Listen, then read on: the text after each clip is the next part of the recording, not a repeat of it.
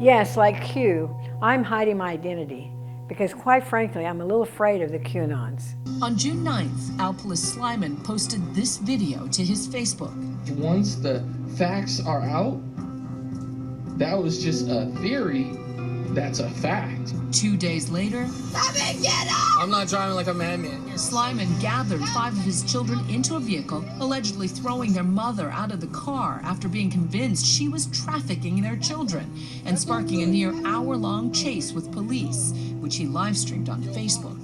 Come and get us! Everybody's stupid, boy! Slyman calls out, asking President Trump for help. Donald Trump, I need a miracle or something. Somebody, QAnon, help me. Plus, in my videos, I will be showing you the connection between Russia's cyber intelligence and Q. Have you seen what Putin does to his criticizers? Alexander Litvinenko's death from acute radiation sickness was slow and agonizing.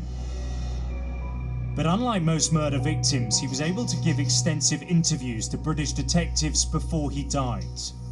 The inquiry heard that as he lay on his deathbed, he told them he'd been targeted by the Russian Secret Service on the personal orders of Vladimir Putin. A definite motivation to stay hidden. So if you think you recognize me, shh, mum's the word. And help us send this information out into the internet world by liking this and sharing it with others.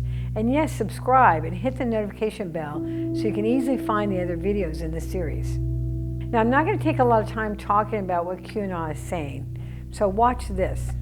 The broad narrative of QAnon is that the world is controlled by a satanic cabal of Satan-worshipping pedophiles. And this cabal, they control everything. This includes the media and entertainment and politicians. Like in most conspiracies, there is a truth with a lie attached here. The truth is that deep state is a real possibility. We all know big money has too much influence in our government. However, isn't it just a little too convenient to say that anyone not following Trump is part of this secret society?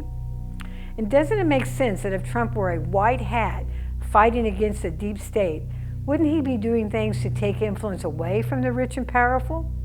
For instance, Trump appoints Andrew Wheeler to head the Environmental Protection Agency. Well, before this, Wheeler earned millions as a coal mining lobbyist, and now he's put in charge of enforcing the nation's clean air, water, and other environmental policies. Do you see the conflict of interest here? That sounds like action taken by a deep state, not rescuing us from one. Here's what the FBI thinks. This year or this cycle, but we certainly have seen very active efforts by the Russians to influence our election in 2020 through what I would call more the malign foreign influence side of things. Social media, use of proxies, state media, online journals. For one thing, Q, using Putin's counterintelligence expertise, thoroughly understands Americans' modern society and how we love our graphic novels. Watch this. Followers believe that a cabal of pedophiles runs the United States. They control the media, Hollywood, and politicians, and the only person that can stop them is Donald Trump. Man, this plot could have been in Marvel's Dr. Doom. Now, maybe it's a little dark for that. I think it's a better fit for DC's League of Assassins. For example, they say that Q communicates with them by posting cryptic ciphers online because he has access to all the deepest, darkest secrets in the U.S. and wants to expose them. Intriguing, right? Next, you'll see the Dems are portrayed like Marvel's villainous Hellfire Club, led by the all-powerful Emma Frost. This includes wild, fake theories of prominent politicians running a child sex trafficking ring, or that JFK Jr. was assassinated by Hilary Clinton. These far-out claims run the gamut. Dang, Hillary, you're bad, girl. I understand why so many people are getting hooked on this. It's got me on the edge of my seat. But how does Putin fit in here? What Putin did when he came in was said, okay, I've got a different project. We're going to make, if you will, to coin a phrase, I'm going to make Russia great again. Behind Putin's vision for Russia, a resentment built up over a lifetime of believing his country had been humiliated by the United States. Before we go on to other ways QAnons are being so effective, let's take a look at who they're reaching. Not all of Q's followers are the radical right or white supremacists. Though, with Trump's encouragement, those numbers are growing. When this Washington, D.C. pizza parlor suddenly became the center of a completely untrue conspiracy, claiming the Clintons were running a sex trafficking ring in its non-existent basement.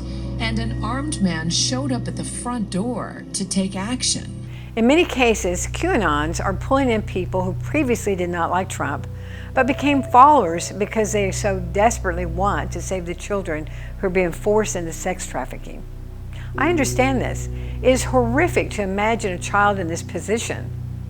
Law enforcement who have been fighting this issue for decades say that sex trafficking has been a huge business for the mob for years. Mob and sex trafficking can be found in every country around the world. So why is QAnon suddenly blaming the Dems and celebrities for these horrific crimes instead of various underground syndicates? Remember that when Putin was in the KGB, he wasn't the kind of spy that traded secrets between operatives. He was counterintelligence, the kind that spread lies and misinformation around the world, often targeting the U.S. To successfully do this, he was trained to psychologically understand and manipulate people. Well, what does Putin do? He studies George W. Bush. He spends time thinking about who this guy is, what motivates him, what works him. This is the old KGB officer whose job it is to basically turn people toward his interests, and he plays it that way. Putin decided to focus on the president's strong Christian beliefs. If Putin is influencing QAnon, it makes sense he was going after the Democrats.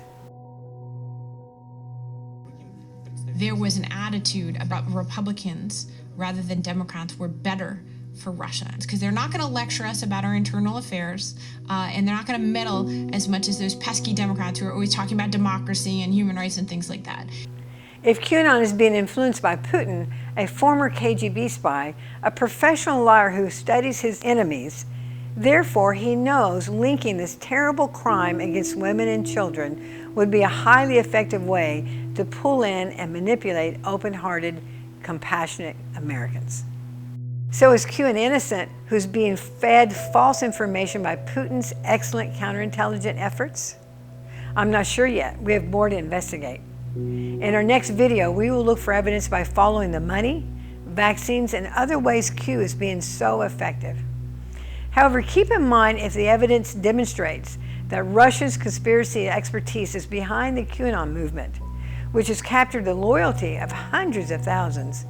This election may not be about choosing conservatives versus liberals this time. It may absolutely be about saving our democracy from the influence of Russian spies and their counterintelligence expertise. Be sure to like this video and hit subscribe and the notification button below so you can easily find the rest of the videos in this series. Also share it. Help us reach many more people.